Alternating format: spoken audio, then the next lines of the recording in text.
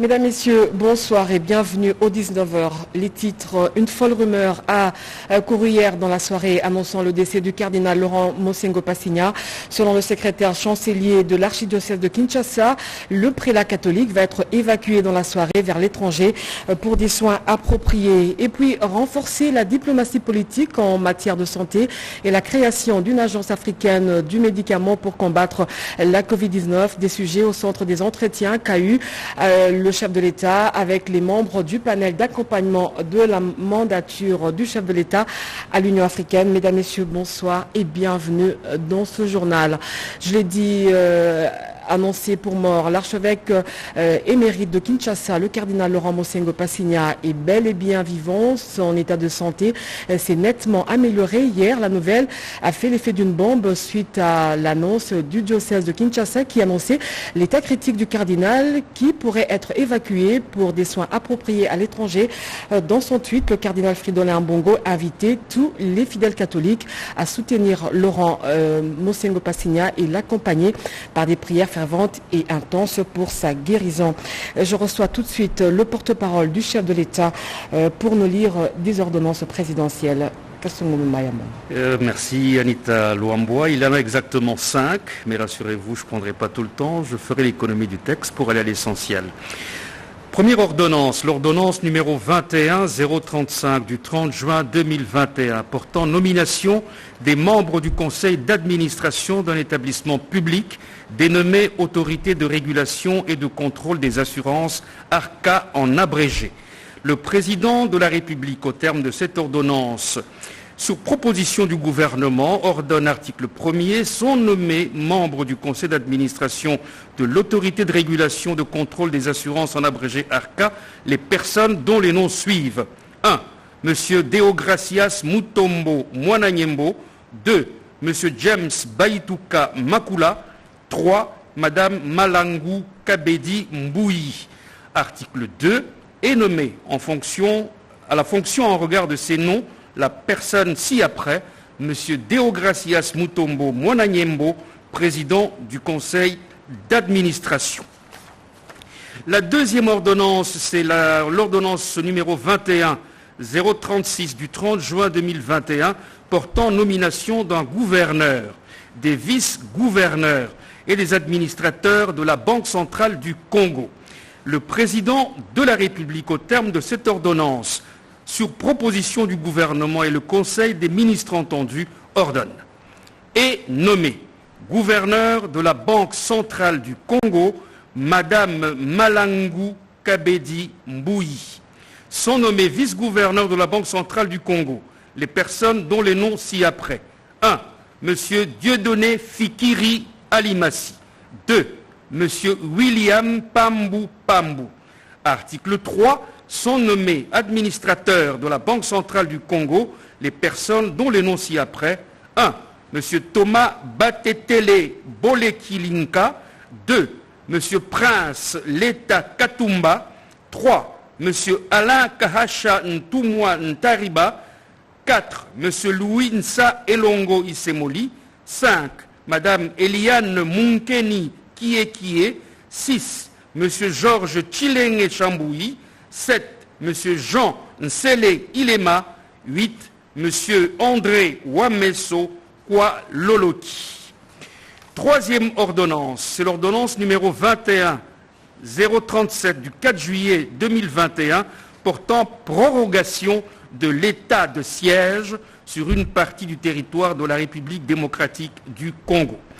Le président de la République, le Conseil des ministres entendus, ordonne. L'article 1er est prorogé pour une durée de 15 jours, prenant cours le 5 juillet 2021, l'ordonnance numéro 21-015 du 3 mai 2021, telle que complétée à ce jour, portant proclamation de l'état de siège sur une partie du territoire de la République démocratique du Congo. Article 2. Sont abrogées toutes les dispositions antérieures contraires à la présente ordonnance. Ordonnance numéro 21-038 du 4 juillet 2021 portant création, organisation et fonctionnement d'un programme de désarmement démobilisation, relèvement communautaire et stabilisation en sigle PDDRCS, le président de la République, sur proposition du gouvernement, ordonne. Article 1er, il est créé en République démocratique du Congo un service dénommé Programme de désarmement, démobilisation, relèvement communautaire et stabilisation en sigle PDDRCS. Le PDDRCS est un service public placé sous la haute autorité du président de la République, de qui elle reçoit les orientations et à qui elle rendu compte de son exécution. Le PDDC, nous sommes à l'article 2, résulte de la fusion du Programme national de désarmement, démobilisation et réinsertion en République démocratique du Congo, en sigle PNDDR, et du Programme de stabilisation et reconstruction des zones sortant des conflits armés, en sigle STAREC. Autre ordonnance, c'est l'ordonnance numéro 21039 du 4 juillet 2021 portant nomination du directeur général d'une entreprise du portefeuille de l'État dénommée Régie des voies aériennes, en sigle RVA SA. Le président de la République, sur proposition du gouvernement, ordonne. Article 1er, est nommé directeur général M. Alphonse Chongu Maungu. Article 2, sont abrogées toutes les dispositions antérieures contraires à la présente ordonnance. Article 3, le ministre d'État du portefeuille est chargé de l'exécution de la présente ordonnance qui sort ses effets à la date de sa signature, faite à Kinshasa le 4 juillet 2021, Félix Antoine Tshisekedi Tshilombo, Jean-Michel Sama Lukonde Kyenge, Premier ministre, pour copie certifiée conforme à l'original, Kinshasa le 5 juillet 2021, le cabinet du président de la République, Guilain Nyembo Mbouizia, directeur de cabinet. Merci beaucoup, Monsieur Kassongo Mbayamba, pour la lecture des ordonnances présidentielles. Nous vous remercions. La pandémie de la Covid-19 a considérablement amplifié le besoin urgent pour l'Union africaine et ses États membres de renforcer la diplomatie politique en matière de santé. La création d'une agence africaine du médicament était au centre de la séance de travail entre le président de la République et en exercice de l'Union africaine, Félix Antoine Tshisekedi, et les membres du panel chargés d'accompagner la mandature du chef de l'État, Fanny Kikoufi et Fils Matondo, pour le reportage. C'est dans le souci de booster l'industrie pharmaceutique africaine que l'Union africaine pense à créer l'Agence africaine du médicament. Reçu par le président de la République, Félix-Antoine Tshisekedi Tshilombo, ce lundi à la cité de l'Union africaine, l'envoyé spécial Michel Sidibé a longuement échangé sur ces sujets avec le président de l'Union africaine. Le coordonnateur du panel chargé d'accompagner la mandature du chef de l'État à la présidence de l'Union africaine, le professeur Toumba Luaba, et la représentante spéciale de l'Union africaine en République démocratique du Congo, Madame Michel Ndiaye, ont aussi pris part à cette séance de travail. Michel Sidibé a fait savoir au sortir de cette audience que le chef de l'État a réaffirmé sa vision, celle d'une justice sociale. Le chef d'État a pris le temps de nous expliquer que sa vision reste la même, celle d'aller vers les populations, se battre pour une plus grande justice sociale, faire en sorte qu'il y ait une plus grande redistribution des opportunités pour les plus pauvres. Et cela, il a dit de façon très forte que la résilience était clé et qu'il fallait que l'Afrique réduise bien sûr sa dépendance en matière de médicaments, en matière bien sûr de vaccins. Nous sommes aujourd'hui frappés par la Covid, comme vous le savez. Mutualiser nos compétences, faire en sorte qu'on puisse certainement africaniser la recherche et le développement. En croire Michel Sidibé, plus de 10 chefs d'État africains ont exprimé la nécessité d'investir dans cette réglementation efficace et efficiente des médicaments, des produits médicaux et des technologies en termes d'avancement. avancées. Ce que nous faisons aujourd'hui, c'est se battre, aller d'un pays à l'autre. J'ai déjà fait pratiquement 17 pays, j'ai rencontré 17 chefs d'État pour essayer de porter. Ils sont tous favorables. Aujourd'hui, ce n'est pas seulement le médicament, comme je viens de le dire. Lorsque nous avons une population saine, nous sommes en train de transformer nos économies. Nous sommes en train de faire en sorte que la croissance soit là, mais que aussi qu'on réduise la dépendance par rapport à l'extérieur. Un minimum de 15 sur 55 États membres de l'Union africaine doivent ratifier le traité pour qu'il entre en vigueur. Une fois créée, elle sera la première agence africaine des médicaments à l'échelle du continent. Ancien sénateur et proche collaborateur du chef de l'État, Félix-Antoine Tshisekedi, le patriarche Tshilombo Mukuna a été mis en terre aujourd'hui. Le couple présidentiel a rendu un dernier hommage à ce grand homme. C'était au cours d'un recueillement avant le départ pour la nécropole entre terre et ciel. Patrick Michel Mukuyi et bienvenue Kabamba pour le reportage.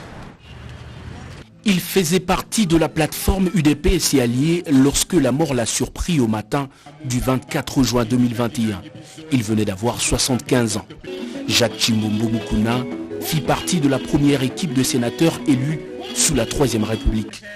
En 2016, il avait répondu à l'appel d'Etienne Tshisekedi Wamulumba et intégra le rassemblement avec ses proches. Son décès survenu à Kinshasa a attristé de nombreuses personnes au-delà de sa famille biologique. Le chef de l'État Félix-Antoine Tshisekedi Tshilombo, qui a bénéficié de loyaux services de ce grand homme politique, lui a rendu un dernier hommage ce lundi. Aux côtés de son épouse, le président de la République s'est incliné devant la dépouille avant de déposer sa couronne de fleurs en mémoire du patriarche qui laisse derrière lui des enfants, petits-enfants et une carrière politique élogieuse. Après l'oraison funèbre et la bénédiction de la dépouille, le cortège funéraire s'est ébranlé en direction de la nécropole entre terre et ciel pour l'inhumation.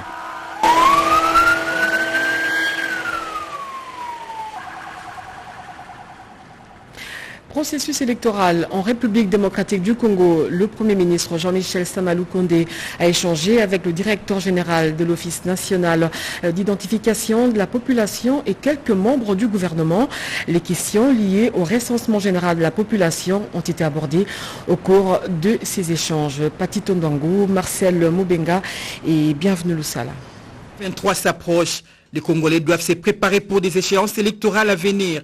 Cela étant, l'étape du recensement de la population s'avère indispensable pour non seulement des élections crédibles, et transparentes et démocratiques, mais aussi pour l'acquisition d'une carte d'identité faisant défaut à la population congolaise aujourd'hui.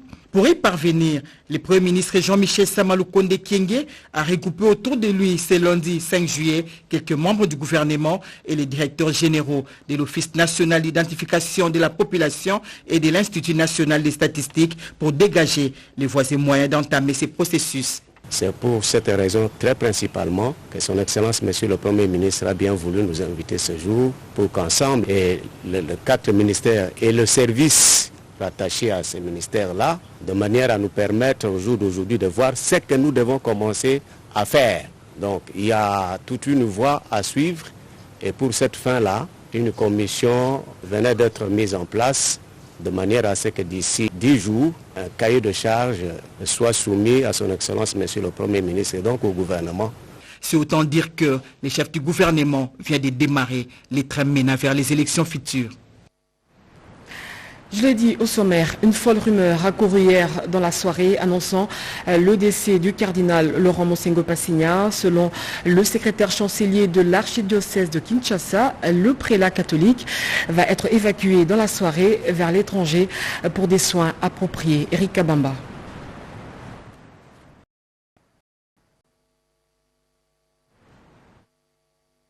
C'est derrière ces murs que se jouent les pronostics vitaux de l'ex-cardinal Laurent Mosengo. En attente d'être évacué pour des soins appropriés à l'étranger, les chrétiens catholiques de la RDC ont passé un dimanche dans la prière. Pour apaiser les esprits de l'église attristée, la chancellerie a précisé dans ses communiqués que son état de santé, bien que stable, restait préoccupant. Nous n'avions pas signé un communiqué officiel annonçant la mort du cardinal Laurent. Donc c'est une fausse rumeur qui circulait.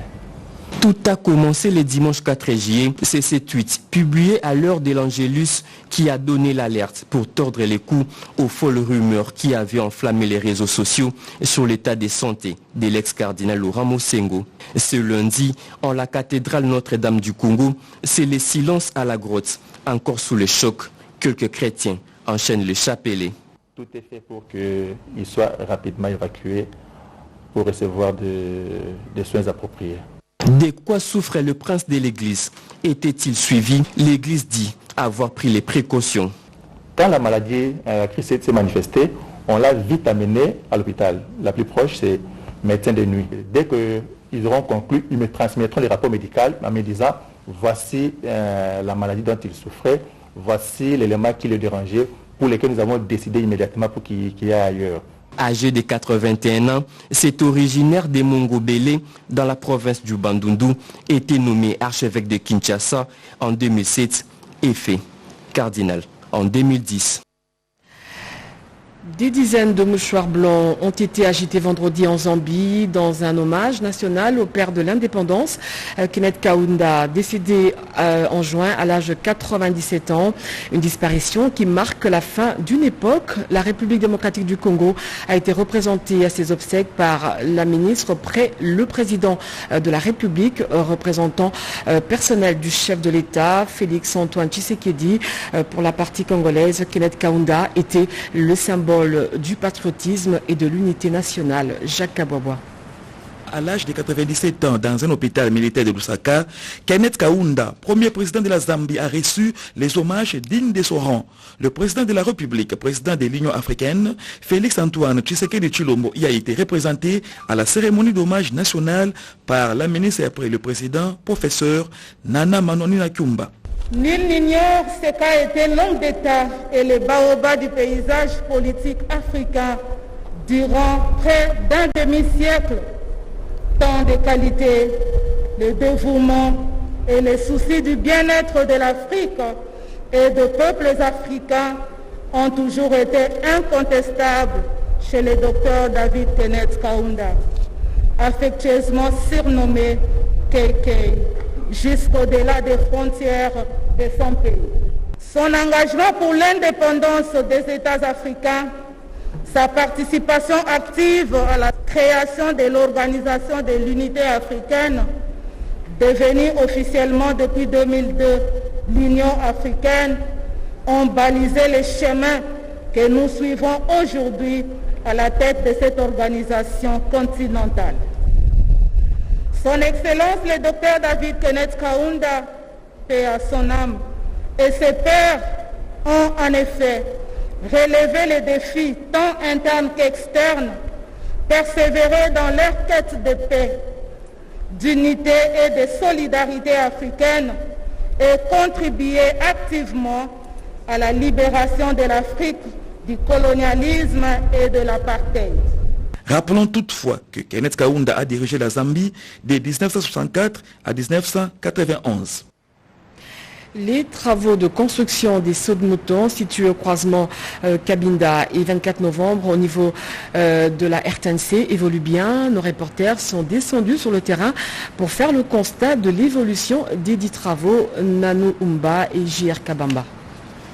C'est une question des jours. Les derniers sauts de mouton encore en construction le plus long avec ses 300 mètres de longueur sur l'avenue de la Libération.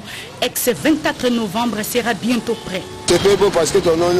Nous avons souffert avec les embouteillages sur cette route. La fin de travaux nous aidera à mieux circuler. Je suis contente que ça soit enfin fini. Je pense que ça a un peu duré. Il y avait beaucoup d'embouteillages au fait à cause de construction. Mais maintenant, je crois que ça ira mieux. Les voitures pourront passer et nous aussi, nous pourrons passer tranquillement. Les travaux ont atteint, à en croire l'ingénieur conducteur des travaux, Tarsis Moutala, 98%. Son évolution, tout le monde l'a suivi. Et aujourd'hui, nous sommes à la fin. Hier, nous avons pu placer les enrobés. Il y a eu des égratignures qu'il faudrait colmater avec du mortier, du mastic. Ça va essayer de désengorger un peu les embouteillages dans la ville. Et je crois que si ça peut marcher, il faudrait quand même penser à le faire aussi à l'intérieur du pays. Ce sera vraiment une très bonne chose. Surprise agréable pour nos équipes, le directeur général Victor Ntumba Chikela arrive sur le lieu pour inspecter les travaux. L'ouvrage imposant et très attendu doit bénéficier de l'attention de tous. Pas de tonnage au-delà de la norme, pas de moto au-dessus de ces sautes de moutons, a-t-il signifié. Nous sommes au bout avec les dernières sautes de moutons qui étaient sous la gestion de l'OVD. Et puis il y a le marquage qui doit être fait. Les poteaux vont arriver, on va les positionner sur cette partie. Il y a aussi la partie signalisation qui pourrait être faite peut-être la nuit. Je crois que l'ouvrage peut être remis à l'usage de l'utilisation. Chaque jour qui passe, les yeux des usagers de ces tronçons restent rivés sur ces travaux pour espérer renouer avec la fluidité habituelle de cette avenue historique qui est l'avenue de la Libération ex-24 novembre. Voilà, direction la province du Sud, Ubangui, une province aux potentialités énormes, encore non exploitée. Ce qui est déjà exploitable, c'est le maïs, le manioc et tant d'autres cultures vivrières, comme le témoigne ce reportage de Roger Idi de la RTNC Guémena. Si Banalia se trouve dans la province de la Chopo, Bouta-Lui est dans la province de Bazuélé. Deux provinces reliées par la voie routière. C'est une véritable aubaine pour une population plongée pendant longtemps dans un espoir désespéré, car Banalia et Bouta sont des agglomérations agro-pastorales qui permettent à l'une et à l'autre des échanges commerciaux dans ces secteurs. Après la première réhabilitation financée par la Banque mondiale au travers du projet Proroute, ce tronçon mérite aujourd'hui une attention soutenue. C'est ainsi que le directeur général de l'Office des routes, l'ingénieur Herman Moutima Sakrini, l'a fait inscrire dans le programme d'entretien routier 2021 sur financement du FONER. La consistance des travaux ici faits par le directeur provincial de l'Office des routes Bazuélé. La province du Bazuélé et celle de la Chopo, sur base d'un devis commun, ont bénéficié d'un acompte pour intervenir mécaniquement sur la RN4. Les travaux qui seront exécutés vont être d'une manière discontinue, c'est-à-dire intervenir qu'à des endroits difficiles communément appelés points chauds, afin de permettre dans un premier temps le trafic régulier et fluide sur notre route. Grande était la joie de voir les gouvernants et gouvernés répondre au lancement des dits travaux, car là où passe la route, le développement s'ensuit avec ses effets collatéraux sur les sociales, la population riveraine. Déterminées à œuvrer dans les instances de prise de décision, les femmes décident de lever leur voix et de conjuguer leurs efforts pour plaider pour la représentativité des femmes dans la gestion du pays. Pour ce faire, la ministre d'État en charge du portefeuille les a reçues. Abel Kainda les a aussi encouragées. Angèle Mabiala pour le reportage. Ubangui est une province à vocation agricole, mais aussi sa potentialité minière et minérale s'affirme de plus en plus et attire la convoitise des esprits et prix de développement économique. Voilà qui a présidé à l'implantation à Guémena de 3 sociétés mixtes, SEG, ITD et SCMM, à la tête desquelles se trouve M. Dédé Massa Mbane Kamchiran. À l'issue d'une visite guidée, des étendues de champs d'arachides, de maïs, de manioc et d'autres cultures vivrières, supervisées par des ingénieurs agronomes, M. Mbane Massa se confiait à la presse dans son bureau de travail. Nous pouvons dire que la province du Sud-Ubangui est riche au niveau du minerai, mais maintenant, au niveau de l'exploitation, il n'y a pas encore eu une exploitation comme telle qui a été effectuée au niveau du Sud-Ubangui. Nous sommes le premier comptoir qui sommes installés au Sud-Ubangui. Nous sommes une des premières sociétés minières qui sommes installées au Sud-Ubangui. Nous allons recevoir donc notre permis de recherche d'ici une semaine maximum, je pense. Et nous allons commencer vraiment à faire les premières recherches vraiment de façon non plus artisanale, mais industrielle. La richesse minière potentielle du Sud-Ubangui est confirmée ici par le géologue Gloire Sung. Là, je vous rassure, sans être contredit, que la province du Sud-Ubangui, actuellement, c'est une province à vocation minière et puis une province déclarée minière par le ministère national des mines. Et puis, il y a certains minéraux qui se trouvent dans notre province du Sud-Ubangui qui ne se retrouvent pas dans d'autres provinces. Je le disais tantôt, déterminées à œuvrer dans les instances de prise de décision, les femmes décident de lever enfin leur voix et de conjuguer leurs efforts pour plaider pour la représentativité des femmes dans la gestion du pays. Pour ce faire, elles ont été reçues par la ministre d'État en charge du portefeuille, Abel Kainda. Angèle Mabiala pour le reportage. La dynamique nationale des femmes candidates en République démocratique du Congo a un objectif, lutter pour la parité genre afin que les femmes soient représentées dans les instances de prise de décision. Elles appellent la ministre d'État en charge du portefeuille à s'investir pour la concrétisation de ce projet. Tant qu'il y a ces inégalités dans les instances de prise de décision et surtout que nous avons des instruments juridiques nationaux qui consacrent la parité et même les engagements internationaux que la RDC a pris pour accroître cette participation des femmes. La DINAFEC va toujours militer pour atteindre cet objectif. Ce que nous attendons d'elle par rapport à ces attributions, c'est de pouvoir prendre en compte la dimension genre dans tout ce qui relève de ces attributions. Adel Kainda Maïna a dit toute sa joie de voir les femmes lutter pour la promotion de la femme. Les femmes doivent être fortes, même devant les obstacles. Elles doivent se relever et continuer leur combat, a-t-elle renchéri. La présidente de l'ASBEL Initiative Plus lance les activités attractives du parc de Main-Vallée de Lansele. À cette occasion, Marie-Olive Lembe-Kabila a procédé à l'inauguration de la longue tyrolienne d'Afrique d'une longueur de 2400 km. La cérémonie s'est déroulée en présence du vice-premier ministre, ministre de l'Environnement et le ministre du Tourisme. Reportage. Marie-Olive Lembe-Kabila, épouse de l'ancien président congolais Joseph Kabila Kabange, a lancé le dimanche 4 juillet les activités attractives du parc de Main-Vallée de Lansele. Parmi ses hôtes de marque, il y a F. Bazaïba, vice-premier ministre, ministre de l'Environnement, et Modéron Simba, ministre du Tourisme. L'approche du gouvernement, c'est celle d'officialiser et de faire asseoir le partenariat public-privé qui passe par la mise en valeur de cette œuvre en la présentant comme étant l'œuvre de l'État congolais.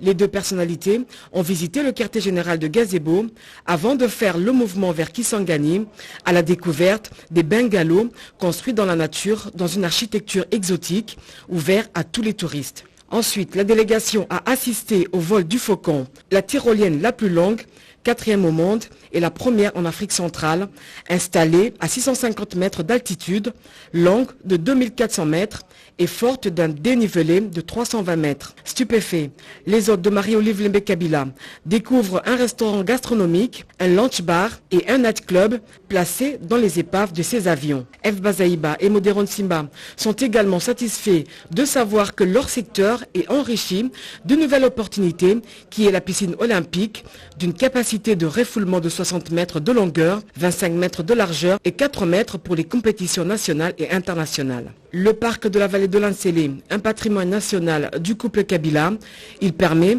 de vendre positivement le pays sur le plan touristique au niveau international. La sino-congolaise des mines passe à la deuxième phase de son projet minier en République démocratique du Congo. Ce géant minier, au-delà des nouvelles acquisitions dans l'exploitation, projette une production commerciale annuelle de 250 000 tonnes de cuivre cathodique. Cédric Enina. C'est un partenaire du gouvernement congolais dans la réalisation de plusieurs travaux d'infrastructure. La sino-congolaise des mines a entamé à Kolwezi, dans le Lualaba, la deuxième phase de son projet minier en République démocratique du Congo. Occasion pour le directeur général de la SICOMINE de revenir sur les étapes qui ont concouru à cette deuxième phase, notamment la construction du système métallurgie, tout en soulignant les difficultés rencontrées suite à la crise sanitaire, mais aussi à l'organisation complexe entre plusieurs unités de construction. Il faut également signaler que la première phase garde sa stabilité des productions et dépasse souvent sa capacité prévue, a-t-il ajouté. Le directeur général a dans le même cadre appelé les différents services et travailleurs à relever les défis dans la construction de la deuxième phase en vue de contribuer efficacement à l'accroissement de la production et à l'économie nationale. Il a par ailleurs remercié et félicité au nom du comité de direction tous les responsables de chaque unité de construction, chaque usine et département, tous les personnels en particulier, tous les employés congolais travaillant en première ligne ainsi que leurs familles. La deuxième phase projette une production commerciale annuelle de 250 000 tonnes de cuivre cathodique. Trop de rumeurs et fausses informations qui circulent dans les réseaux sociaux sur le coronavirus. Et pour lutter contre cela, des points focaux sont formés par le syndicat d'entraide chrétienne à l'initiative du ministère de la Recherche scientifique. Objectif, donner la bonne information sur cette pandémie qui continue à endeuiller des milliers de familles à travers le monde. Marie Kalong et Ramazani Moulanda pour le reportage. 30 personnes qui sont tous des points focaux du syndicat d'entraide chrétien dans leurs provinces respectives sont ici à Kinshasa. C'est pour une formation sur les méthodes et techniques de collecte des rumeurs et fausses informations liées à la Covid-19. Et les apprenants viennent donc des 4 provinces les plus affectées par le coronavirus. Il s'agit de la province du Nord Kivu, du Haut-Katanga, du Congo central et de Kinshasa. Il faut signaler que cette formation fait suite à une précédente organisée le 28 juin dernier au centre interdiocésain de Kinshasa à l'intention des leaders religieux et communautaires autour de la même thématique. Dans son mot de circonstance, le ministre de la Recherche scientifique et innovation technologique, José Pandakabangu, qui a ouvert l'atelier, a souligné qu'il n'était pas question de faire la promotion d'un quelconque vaccin, mais plutôt de donner la vraie information sur le Covid-19. L'organisation de cette réunion tombe à point nommé étant donné la gravité de la situation consécutive au rebond du variant Delta, très infectieux et très mortel. Et puis, le révérend pasteur Milenge, secrétaire du syndicat et deuxième vice-président de l'Église du Christ au Congo, a comparé le rôle des points focaux à la fille esclave qui a donné au général syrien Naaman une information qui lui a sauvé de la lèpre. Et cet atelier est financé par l'ambassade du Royaume de Suède au Congo et exécuté par le syndicat d'entraide chrétien avec l'assistance technique d'Internews. Enfin, les députés nationaux de l'Union sacrée saluent et soutiennent la décision du chef de l'État Félix Antoine Tshisekedi, celle de décréter l'état de siège dans les provinces de l'Ituri et du Nord Kivu. Sandra Nyangui.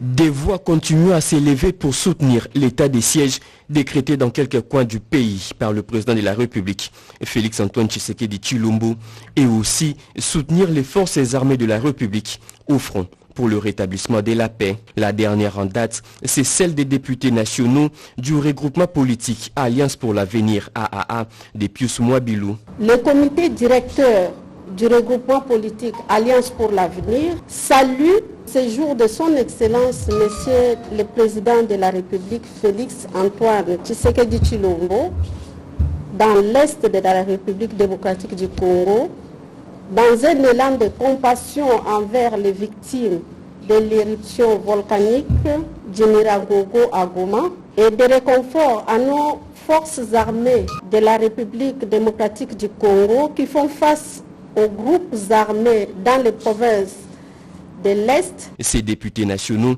soutiennent aussi la vision du chef de l'État axée essentiellement sur le bien-être des Congolais. Nous appelons nos militantes et militants ainsi que tous nos élus de travailler pour le soutien de la nouvelle vision de la gouvernance en République démocratique du Congo. Ces regroupements politiques saluent le leadership du chef de l'État ayant abouti à la création de l'Union sacrée. Voilà, vous avez reconnu le timbre vocal d'Éric Kabamba. Ce journal est fini. Merci de l'avoir suivi. Je passe la main à Françoise Bouella pour la grande édition de 20h. D'ici là, portez-vous bien. Au revoir.